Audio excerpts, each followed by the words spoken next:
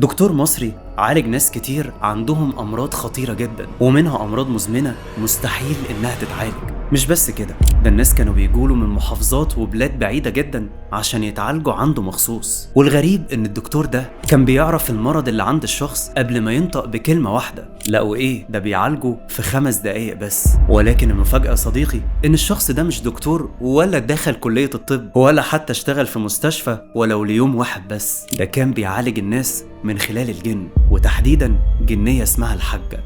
مين الحاجة دي؟ وازاي كانت بتعالج الناس من الأمراض المستعصية؟ كوباية الشاي بتاعتك يا صديقي وتعال احكي لك الحكاية كلها، وكمل معايا الفيديو لنهايته عشان هتسمع أغرب قصة في حياتك. وبالمناسبة هي قصة حقيقية بنسبة 100% وحصلت في مصر. أنا عبد الرحمن بدوي ودي قناتي ما خفي كان أعظم.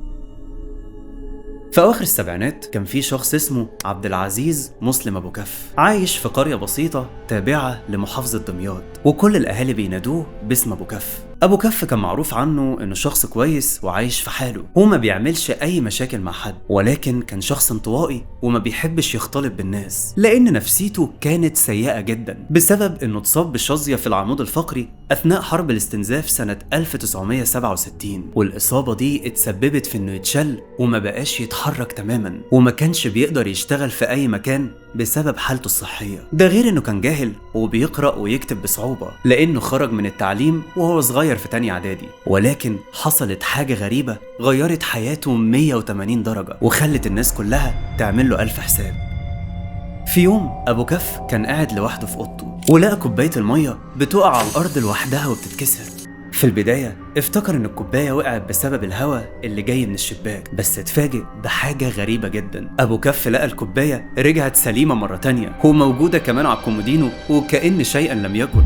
ابو كف اترعب وما كانش فاهم ايه اللي حصل، وحاول يهدي نفسه وافتكر ان دي مجرد تهيؤات بسبب حالته النفسية السيئة. وبعدها مدد جسمه على السرير وبص في الحيطة اللي قدامه، وفجأة لقى دخان في الحيطة بيتشكل على صورة واحدة ست لحد ما ظهر شكلها بالكامل وبقت واقفة قدام أبو كف. أبو كف اترعب وفضل يصرخ بصوت عالي ونده على والدته وأخوه، ولكن محدش كان بيرد عليه. وقالت له الست مفيش حد في البيت يا أبو كف، ما تقلقش أنا مش هأذيك. فرد عليها وهو مرعوب وقال لها انت مين يا ست انت وعايزة مني ايه؟ فقربت عليه بهدوء وقالت له أنا جنية مسلمة واسم الحاجة وجاية هنا عشان أساعدك.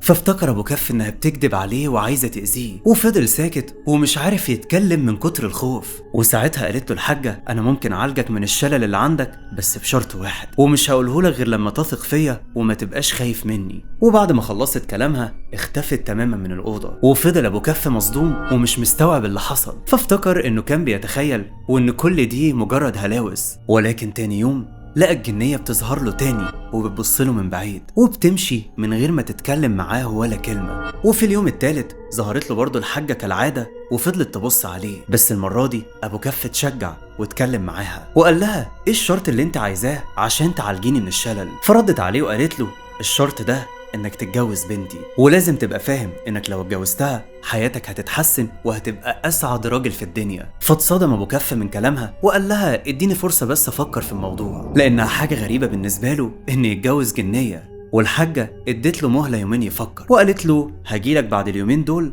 عشان اعرف ردك، وما تقلقش لو انت رفضت انا مش هأذيك ولا هعمل لك حاجة. وبعدها سابته واختفت من الأوضة. أبو كف وقتها كان لسه مقتنع إن ده مجرد حلم، لدرجة إنه كان بيكلم نفسه كل شوية وبيقول هو أنت اتجننت يا أبو كف ولا إيه؟ ولكن لما فكر في الموضوع بهدوء قال أنا ما عنديش أي حاجة أخسرها لأني مشلول ومفيش أي واحدة هتقبل تتجوزني، وبالتالي أحسن حل بالنسبة لي إن اتجوز جنية، ومنها كون اتجوزت واتعالجت من الشلل اللي عندي. وبعد يومين فعلا جت الحاجة عشان تسمع رد أبو كف، ولاحظت إنه فرحان ومش خايف زي كل مرة، ففهمت إنه موافق وجابت له بنتها الجنية عشان يشوفها. ولكن كانت حابة تسمع الرد منه هو شخصيا، وسألته انت موافق يا ابو كف تتجوز بنتي ولا لا؟ فرد عليها ابو كف وقال لها انا موافق طالما هتعالجيني من الشلل زي ما وعدتيني. ففرحت الحاجة وبنتها وبدأوا يظهروا له باستمرار، وعملوا مراسم الزواج وقالوا له انت هتتعالج قريب جدا. ومع الوقت بدأت تنشأ علاقة غريبة بينهم، لدرجة ان ابو كف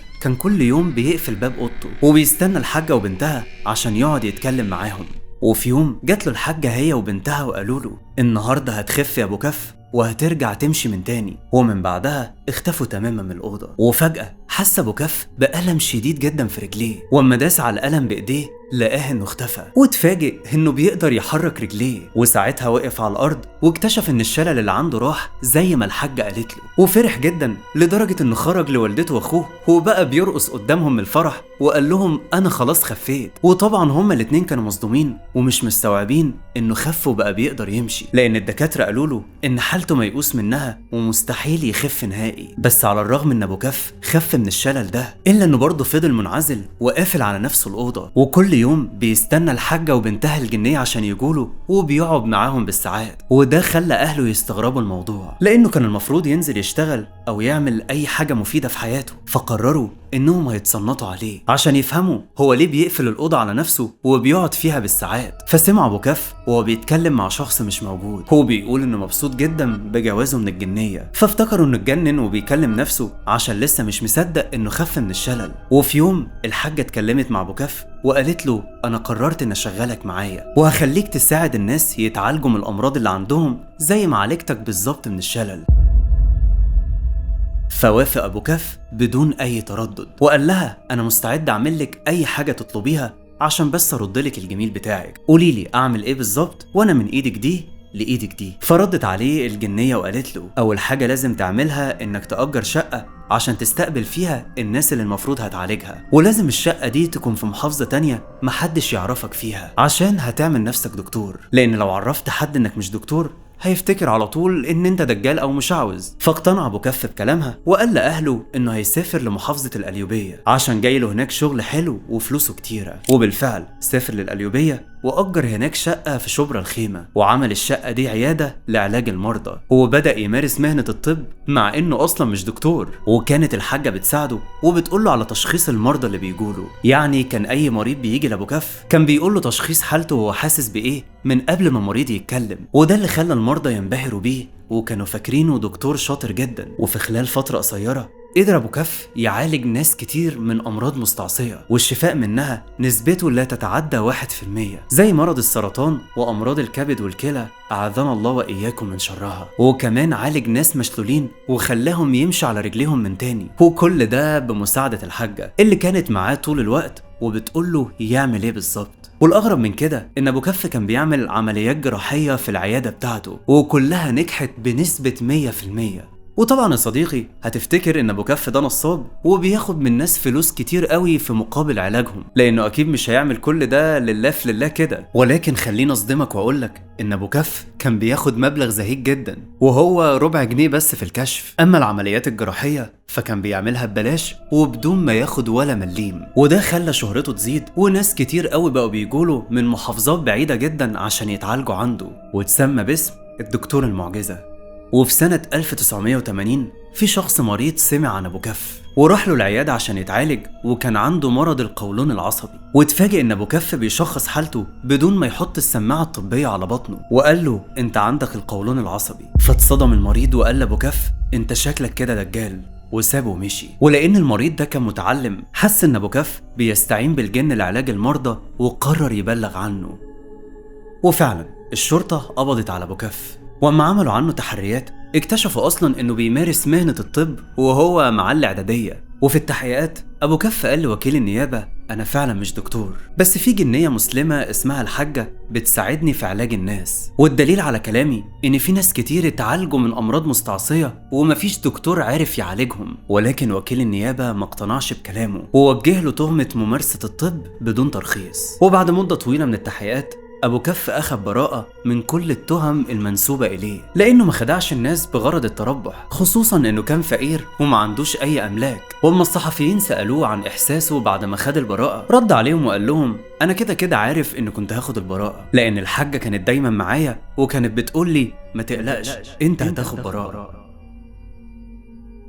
الغريب بقى يا صديقي ان ابو كف ما كانش الشخص الوحيد اللي بيعالج الناس في مصر من خلال الجن، لان في ست اتجوزت ملك الجن الاحمر وقدرت تشغل الناس لسنين طويلة، لدرجة ان الناس كانوا بيقفوا طوابير قدام بيتها عشان تعالجهم. الست دي بقى هي الحاجة صفصف، واللي كان بيسميها الناس بالمعالجة الروحانية لانها كانت بتعالجهم من اي مرض.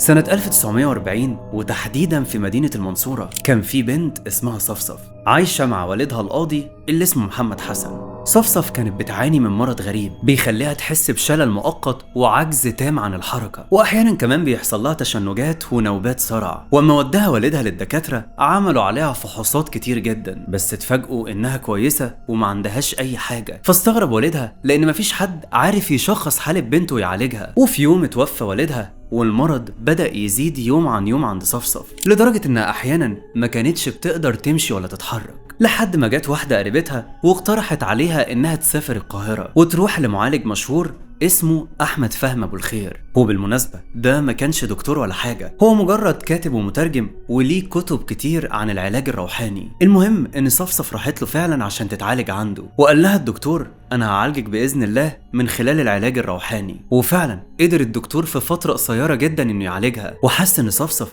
كان فيها حاجة مختلفة عن أي بنت جات له قبل كده عشان تتعالج. فاتكلم معاها وسألها إذا كانت بتشوف أي حاجة غريبة أو إن في حد بيراقبها. فصفصف قالت له أنا دايما بحس إن في حد معايا في الشقة وكمان بيمشي ورايا، وبشوف خيال لشخص دايما بيظهر لي بالليل. فاتأكد الدكتور أحمد أبو الخير إن صفصف فيها حاجة غريبة، ونصحها إنها تحاول تعرف ايه الشيء الغريب اللي دايما بيظهر لها. وفي يوم صفصف كانت نايمة عادي جدا في شقتها، وحلمت بكابوس لشخص لابس لبس لونه احمر وشكله غريب، وبينده عليها وبيقول لها انا جنبك يا صفصف. فصحيت صفصف من النوم مفزوعة ودخلت الحمام تغسل وشها، واما رجعت لأوضتها لقت الشخص الغريب ده قاعد عادي على السرير. هو بيقول لها ما تخافيش يا صفصف، أنا جبردين ملك الجن الأحمر. وقتها اترعبت صفصف ووقعت على الأرض وأغمى عليها، واما فاقت لقت نفسها على السرير وافتكرت إنها مثلا كانت بتحلم، بس الحقيقة إن ملك الجن شالها من على الأرض وحطها على السرير. وبعد كام يوم افتكرت صفصف كلام الدكتور أحمد أبو الخير لما قال لها حاولي تعرفي ايه الشيء الغريب اللي دايما بيظهر لك، وقررت انها تقرأ كتب الدكتور احمد عن علاج الروحانيات لانها لسه مش مستوعبة انها اتعالجت خلاص، على الرغم ان في دكاترة كتير قوي ما قدروش انهم يشخصوا حالتها. لحد ما في يوم ظهر لها جبردين ملك الجن من تاني وقال لها انت ليكي مستقبل كبير قوي يا صفصف في علاج الروحانيات، وانا ممكن اساعدك في ده واخليكي تعالج الناس زي الدكتور احمد ابو الخير. فترعبت صفصف كالعادة وحاولت تتماسك عشان تعرف ليه ملك الجن بيظهر لها هي بالذات. واما سألته قرب منها وقال لها انه معجب بمدى عفتها وتحملها للمرض، وانه كان بيراقبها كمان من سنين طويلة وعاوز يتجوزها. فاتصدمت صفصف وقالت له انها مستحيل تتجوز من عالم الجن، وترجته وقالت له ارجوك سيبني في حالي بقى. بس جبردين رفض وقال لها هديكي فرصة تفكري يا صفصف، وخليكي فاكرة مستقبلك كله في ايدي انا، ولو وافقت تتجوزيني هخليكي اشهر معالجة روحانية في العالم. وبمجرد ما اختفى بدأت صفصف تفكر في كلامه لدرجة انها اقتنعت وبقت عاوزة تكون معالجة روحانية وتعالج الناس. وبعد شهر ظهر ملك الجن لصفصف، وكان واقف بعيد بيبص عليها وهي بتقرأ الكتب بتاعة الدكتور احمد ابو الخير. بس المرة دي بقى صفصف كانت شايفاه وما بقتش تخاف منه، فسابت الكتاب اللي في ايديها وقربت منه وقالت له أنا موافقة أتجوزك. ومن هنا اتغيرت حياة صفصف 180 درجة، لأنها بعد ما اتجوزت ملك الجن الأحمر سافرت محافظة القاهرة وتحديدا في حي شبرا، وقررت تعيش هناك عشان تعالج الناس روحانيا بمساعدة جبردين ملك الجن. بس ملك الجن اشترط عليها إنها ما تاخدش أي فلوس من حد مقابل العلاج، وتخصص أوضة ضلمة تقعد فيها لوحدها كل يوم. فوافقت صفصف على كل طلباته وأجرت فيلا كبيرة عشان تعالج فيها الناس وسمتها دار العلاج الروحاني. وكان اي حد بيجي لها بتعالجه في خلال دقايق بمساعدة ملك الجن. وفي خلال فترة قصيرة اتشهرت صفصف لدرجة ان في ممثلين ومشاهير كانوا بيروحوا لها عشان تعالجهم، زي الممثل يوسف وهبي اللي قال انها عالجته اكتر من مرة. الاغرب يا صديقي ان صفصف كانت بتعالج الناس من غير حتى ما يروحوا لها الفيلا بتاعتها، وده عن طريق الجوابات. طبعا انت هتستغرب ايه حوار الجوابات ده؟ المريض يا صديقي كان بيبعت لها الجواب وبيقول لها فيه كل الاعراض اللي بيحس بيها، وصفصف بتقرأ الجواب وبتكتب له هي جواب فيه تعليمات لازم يتبعها عشان يخف من المرض اللي عنده، ولو ما اتبعش التعليمات اللي هي بتقول له عليها ما بيخفش من المرض. صفصف بقى ما كانتش بتعالج الامراض وبس، دي كمان بتعالج الناس اللي عندهم مس شيطاني او لبس من الجن. ولو فاكر ان قصة صفصف اتشهرت في مصر وبس، فحب اقولك يا صديقي ان صفصف اتشهرت كمان في اوروبا كلها، لدرجة ان الجمعية البريطانية للعلاج الروحاني اعتبروها اشهر معالجة روحانية في العالم وقتها. والحقيقة ان انا زيك مستغرب، هو ممكن جنية تتجوز انسان او جن يتجوز انسانة؟ هل الجن ممكن يعالج اشخاص من امراض مستعصية عجز الطب عن علاجها؟ هستناك انت اللي تجاوبني عن الاسئلة دي في الكومنتات، لان اكيد رأيك يهمني. وبكده يا صديقي احنا خلصنا، اشوفكم على خير في الفيديو الجاي ان شاء الله. سلام عليكم.